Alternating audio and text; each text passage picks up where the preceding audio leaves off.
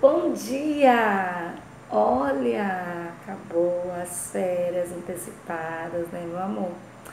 E agora vamos iniciar nossas aulas remotas. Eu dentro de casa, você dentro de casa, e assim a nossa escola vai continuar, né?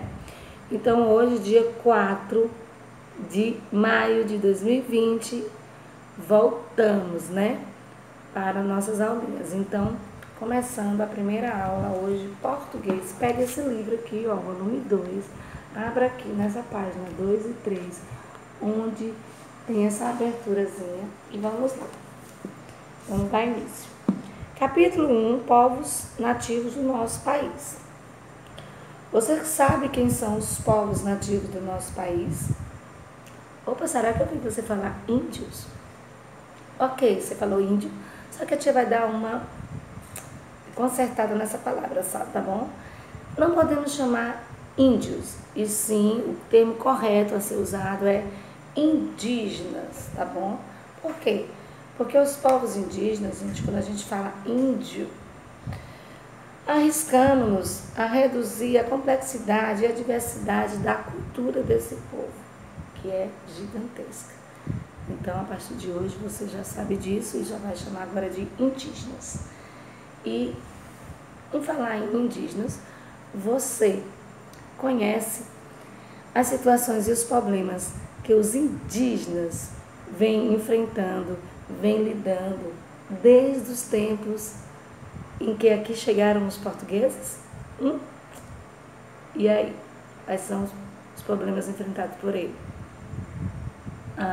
Isso aí, né? Desde o começo que eles lutam pela preservação da sua cultura, das suas crenças, né? E das suas terras, né, gente? Então, podemos perceber também que a maior parte dos indígenas hoje no Brasil, eles não vivem isolados e nem se privam de diversas tecnologias e serviços da nossa sociedade, né?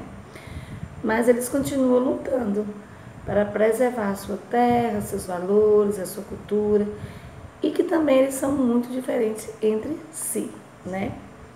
Então, é isso.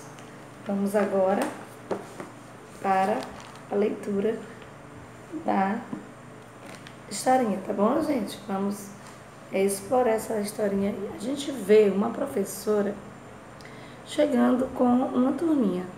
Essa turminha veio visitar essa tribo indígena, né? Se você percebeu, os personagens, cada um é de etnia diferente. Moram todos no Brasil, mas são de lugares diferentes, né? São originários de outros lugares. Então, vamos ver aí. O indígena que recebe a turminha se chama Abaré, tá certo? No primeiro quadrinho a gente vê ele recebendo a turma, no segundo quadrinho ele já está em um local, né, em roda, né, indígena. E aí ele começa a falar: diversos povos indígenas já viviam no Brasil quando os portugueses chegaram aqui. Vocês sabiam que a palavra indígena significa nativo? Mas o que significa nativo? Boa pergunta, né? Nativo é aquele que é natural de um determinado lugar. Por exemplo, meu povo é natural daqui, ou seja, originário deste lugar.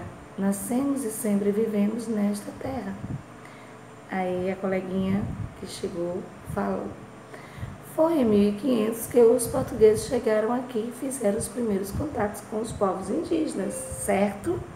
Está pedindo uma confirmação, né, do que ela está falando, e ele fala: sim, nesse tempo meus antepassados viviam aqui. Já no meu caso, Ambaré, muitos dos meus antepassados nasceram no Japão.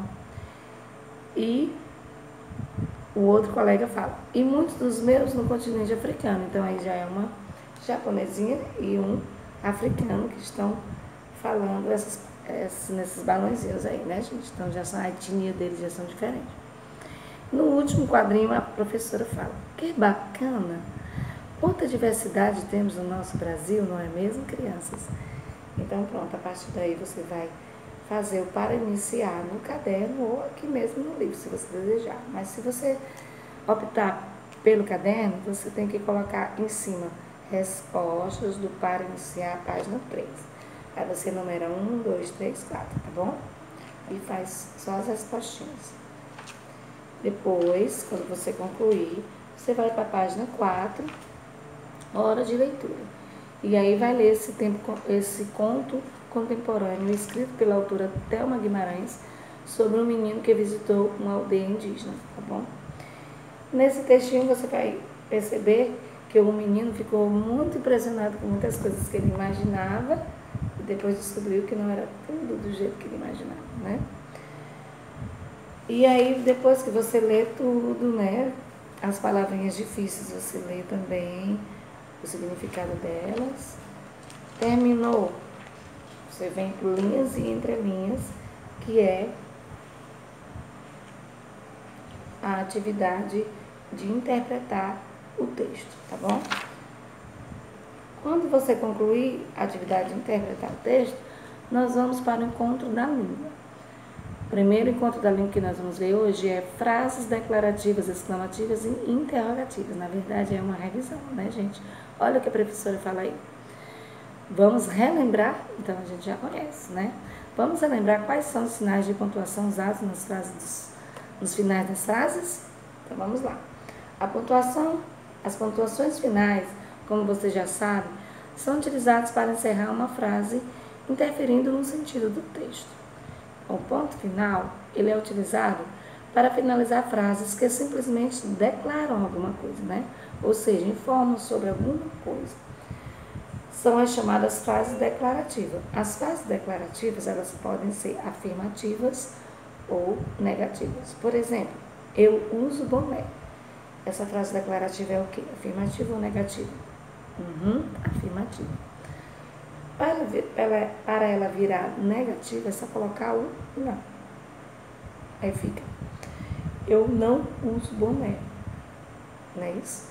E aí a frase declarativa expressou uma negação. E aí ficou uma frase declarativa negativa. Ok? Já o ponto de exclamação é utilizado em frases exclamativas. As frases exclamativas expressam emoções como surpresa, admiração, alegria, revolta, espanto, entre outros. Vejamos alguns exemplos. Eu visitei uma aldeia indígena, uma frase exclamativa que está exprimindo alegria. Não acredito no que estou vendo, frase exclamativa que exprime surpresa, espanto. Que bela plantação vocês têm por aqui, frase exclamativa que exprime admiração. Então você também pode dar exemplos, outros exemplos com essa mesma temática, tá bom? Uma frase que expressa alegria, outra que expressa espanto, outra que expressa admiração. Todas elas usando o pontinho de exclamação ao final da frase, tá bom? Vamos para outro tipo de frase, onde a gente usa o outro ponto, que é o ponto de interrogação. O ponto de interrogação ele é utilizado para finalizar frases interrogativas. As frases interrogativas podem expressar perguntas, dúvidas, questionamentos ou até mesmo pedidos de confirmação de uma afirmação dada anteriormente, né? Que justamente lá no textozinho, ó, a menina pergunta: foi em 1500 que os portugueses chegaram aqui e fizeram os primeiros contatos com os povos indígenas, certo? Quer dizer, ela está pedindo uma confirmação. E aí o índio fala, o indígena, né, fala, sim, nesse tempo meus antepassados viviam aqui. Então ele confirmou uma pergunta, né? E é dessa forma, tá bom? Você viu as fotos que eu tirei durante a visita que eu fiz a uma aldeia indígena? Aí já é uma frase que está expressando uma pergunta. Quem é que realmente conhece a realidade dos povos indígenas no Brasil? Aí já está expressando o quê? Um questionamento. Vimos indígenas falando ao celular, não foi, mamãe? Aí já está expressando o quê? Um pedido de confirmação, ok? Aí logo após que você concluir tudo o conteúdozinho, você vem para a atividade referente a esse conteúdo na página 9. Depois dessa atividade, vamos para o encontros vocálicos, vogais e semivogais. Aí a professora fala: muito bem, agora vamos mudar um pouco de assunto e analisar a separação silábica de algumas palavras.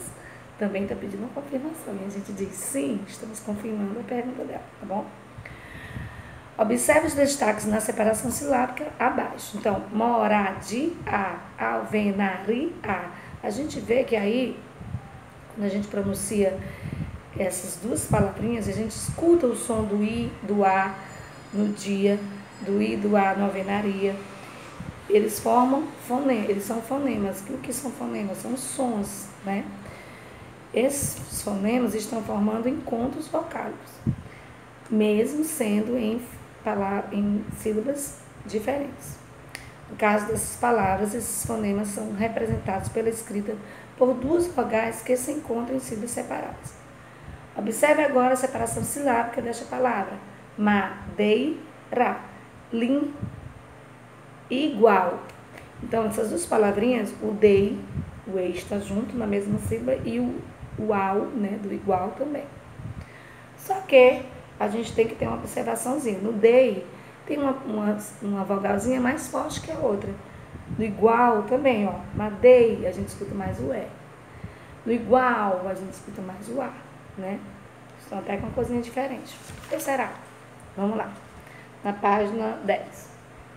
Ao pronunciarmos essas palavras, percebemos que os dois fonemas, que são os sons, que formam o encontro vocálico, têm intensidades diferentes, né? Quando o fonema tem a força maior, né, a duração dela é maior, ele é representado pela vogal. Aí, essa vai ser a vogal. Já o fonema da vogalzinha bem fraquinha, né, que tem menos força e menos duração, já é chamada de semivogal. Então, vogal e semivogal aparecem sempre na mesma sílaba. Observe o exemplo a seguir. Fileira, lei. Quem é a vogal no lei? Qual que você escuta melhor? Lei. O E você escuta com mais intensidade. Então, ele é a vogal. O I é só um apoiozinho para a vogal. Então, ela é a semivogal. Que a gente tem, mal escuta o som, né, do I. A forçazinha dele é fraca e a duração dele é bem pouquinho. Habitações. Ons. Quem é a vogal? On. Es.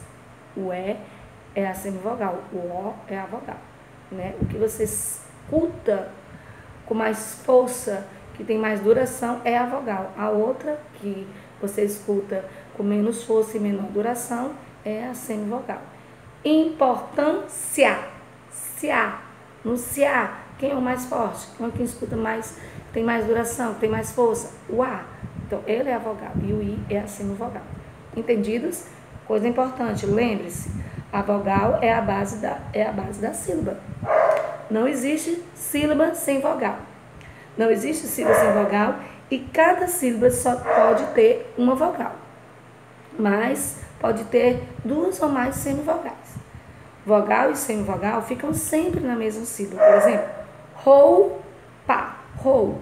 O O e o U, né, formando o encontro vocálico. Uma é a vogal, a outra é a semivogal. Lá no pá, só existe a vogal, não existe a semivogal, certo? Quando tiver só uma vogal, uma letrinha A, E, I, O, U, é a vogal, não é a semivogal. Porque para ter uma semivogal, tem que ter juntinho dela a vogal. Tá bom, gente? Então, você faz a questão da página 10. E por hoje é só. Até o nosso próximo encontro.